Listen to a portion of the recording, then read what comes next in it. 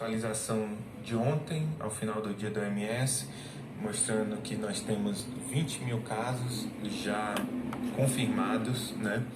E a maioria desses casos na China, 20.471 equivale a 99% dos casos na China.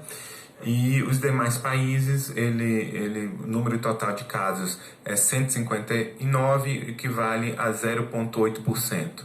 Então, esses dados é importante ressaltar que demonstra claramente que a transmissão local ela está concentrada na China, e quando a gente olha a China, mais na província de Hubei, onde é a capital do epicentro, que é Wuhan, 66% dos casos estão em Hubei. Então, as medidas de contenção na China estão sendo desenvolvidas principalmente para essa região. Pode passar? Aqui é a situação na China, mostrando que diversas províncias na China têm transmissão local importante. A nossa definição de caso continua ter reportado viagem para a China. Em relação aos outros países, existe casos relacionados à transmissão pessoa a pessoa, mas ainda restrito no núcleo familiar e eventualmente em profissionais de saúde. Então, portanto, nos outros países a gente não considera que existe transmissão local, e o único local onde existe uma transmissão importante é a China. Essa é a atualização de hoje, né?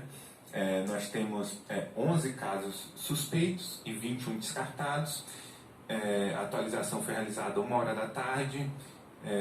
Desses 11 casos suspeitos, 9 entraram de ontem para hoje, então mostrando a efetividade do nosso laboratório no descarte desses pacientes. O que a gente pode observar aqui, a gente conseguiu de ontem para hoje descartar 5 casos, 1 em Santa Catarina e 4 em São Paulo, né? Esses descartes aconteceram justamente por conta de positividade para outros vírus respiratórios, né?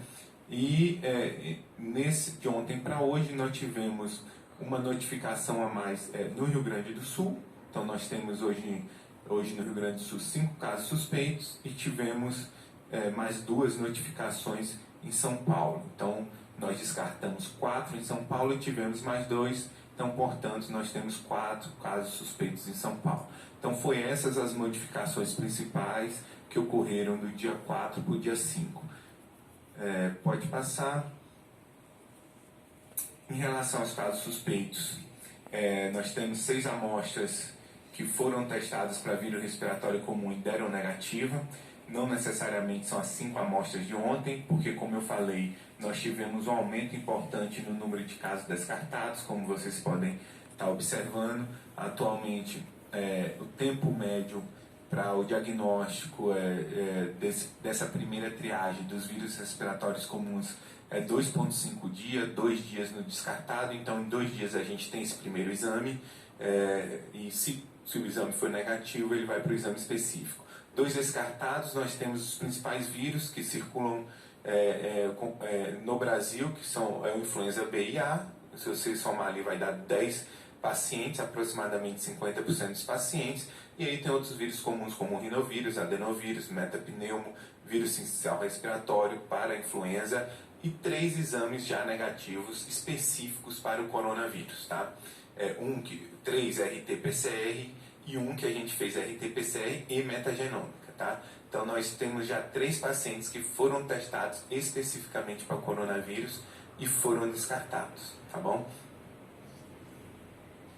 Nesses 3 inclui Belo Horizonte, que é aquele último que a gente testou tanto por RT-PCR como por metagenômica. Então, é importante ressaltar que todos os casos descartados, a gente identificou outro vírus. Então, todos os suspeitos que foram descartados, a gente conseguiu identificar um agente etiológico, o que demonstra a robustez da vigilância laboratorial no diagnóstico preciso dessas infecções respiratórias gripais.